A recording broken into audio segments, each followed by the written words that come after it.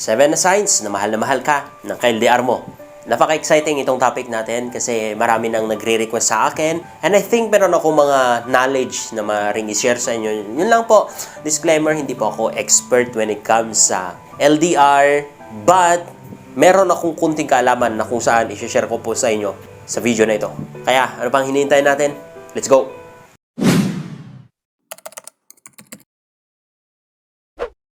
Anyway po mga kaibigan, sobrang hirap po ang LDR sa totoo lang. It is very impossible na mag-workout ito kapag walang trust sa isa't isa, walang matibay na foundation ng pagmamahalan, and hindi kayo faithful sa isa't isa. Without this truth na bagay na ito, it is very impossible na mag-workout ang relationship nyo kahit pamilyado pa kayo. Especially pa kapag nung pagsasama ninyo or yung habang magkasama pa kayo, is that napaka-toxic na. Once na naghiwalay yan, that is the time ng bawat isa ay ma-curious kung ano kayang feeling ng magkaroon ng ibang karelasyon, feeling ng makapiling ang ibang tao. Kasi, especially kapag napagod na sa dating relasyon sa ka-LDR, and it is very impossible na mag-work po ang isang LDR relationship, especially without God. It's very impossible. Alam nyo, mas maniniwala pa kung mag-work ang relationship yung mga nagkakilala online. Yung hindi pa sila nag-meet personally and then LDR sila. Mas may chance pa na, or mas malaking percentage yung chance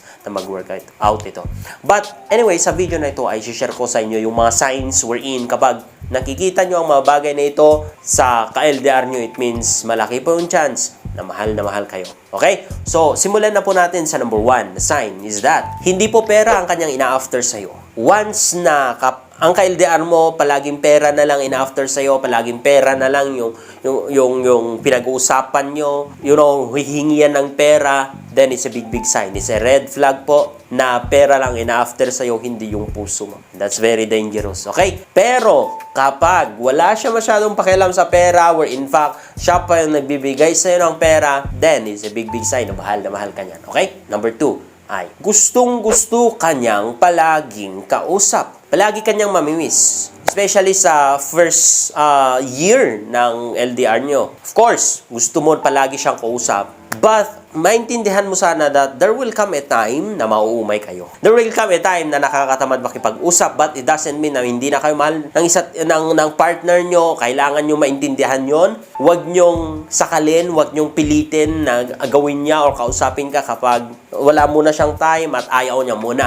But, andun pa rin yung interest niya whenever na kapag kausap mo siya, especially kapag medyo matagal na, like one day na hindi kayo nag-usap, makikita mo sa kanyang mukha yung excitement, yung marami siyang nakapundong ikukwento sa'yo. Marami siyang sasabihin sa'yo, marami siyang isi-share sa'yo. It means mahal na mahal ka. Dahil nararamdaman niya na sa feeling mo, mayroong peace sa kanya, kaya niya na-share o na-ikikwento kung ano man yung mga kinikwento niya sa'yo. Ang point here is that, ando pa rin yung interest niya or gusto kanya na kausapin, especially kapag may free time yan, wala yung ginagawa, talagang ikaw yung palagi niya na priority na kausapin. It means, mahal na mahal ka. Proceed na po tayo sa number 3. Ay, gusto kanyang matulungan sa iba't ibang bagay. Ito ang isa na sobrang hirap sa LDR kasi minsan kahit na gusto mong tulungan yung partner mo, especially kapag magkasakit, kapag may problema, kapag may dinadaanan, hindi mo rin magawa kasi LDR nga. Nga lang, kapag nag-e-effort yan o nagbibigay yan ng extra effort na tumulong sa'yo, like magpapasuyo siya sa mga kaibigan, kapamilya para may ibigay sa'yo or para may matulungan ka, para may backup ka, ganon. Ibig sabihin, mahal na mahal ka. Kasi gumagawa siya ng extra effort para matulungan ka at hindi lang panay salita yung tulong niya sa'yo, kundi makita mo na meron siyang ginagawang extra effort.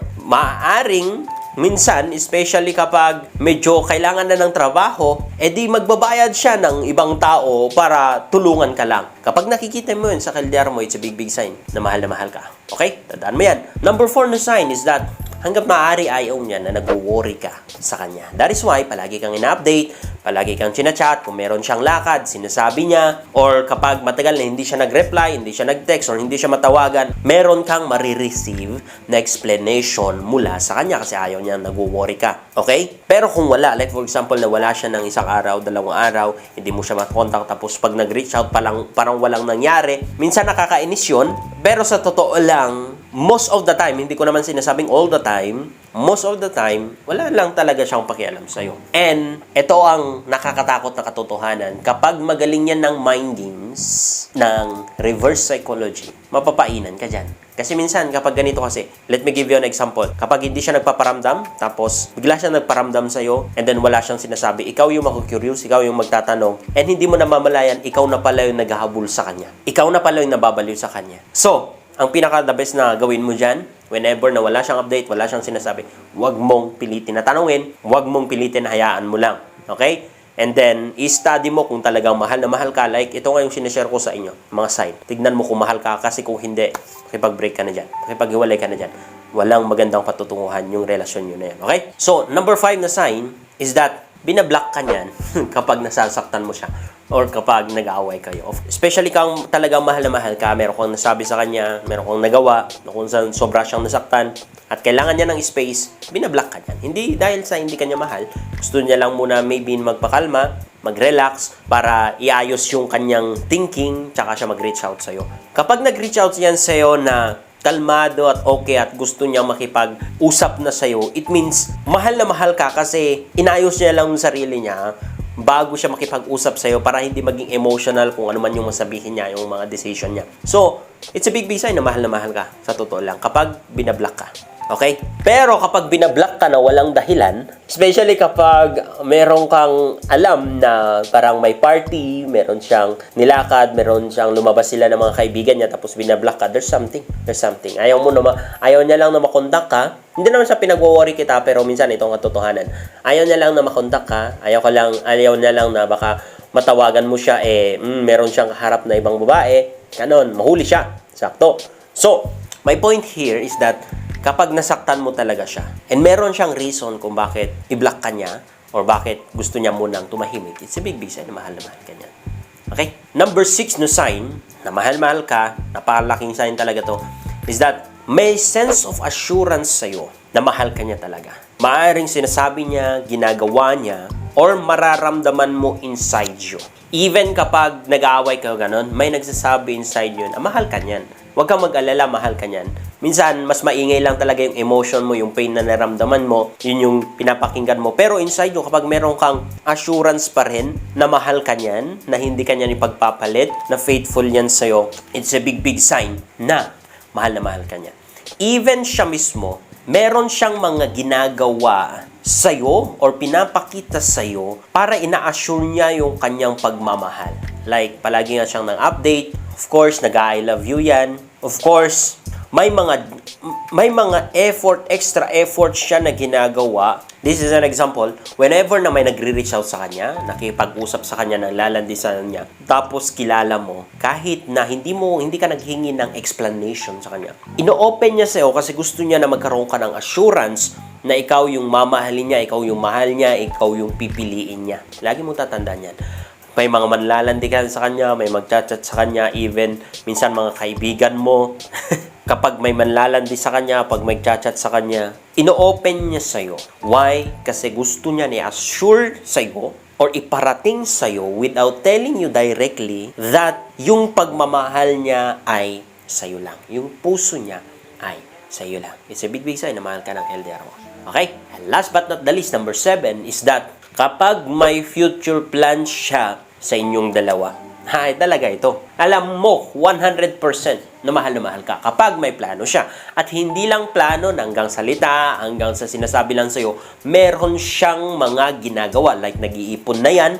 Like, nakikipag-usap na sa mga tao involved sa mga plano nyo. Meron na siyang ginagawa. It's a big sign. Kasi nag-i-invest na siya. At lagi nyong tatandaan, kung ano yung pinag-i-investan mo, papahalagahan mo. Kung ano yung pinag-i-investan mo, mahalaga sa'yo. So, kapag nakita mo na mayroon ng future plan sa inyong dalawa, future plan sa pag-aayos nyo, sa marriage nyo, sa lahat, sa family nyo, kapag meron talaga yung future plans na detailed at may plano na, it's a big sign.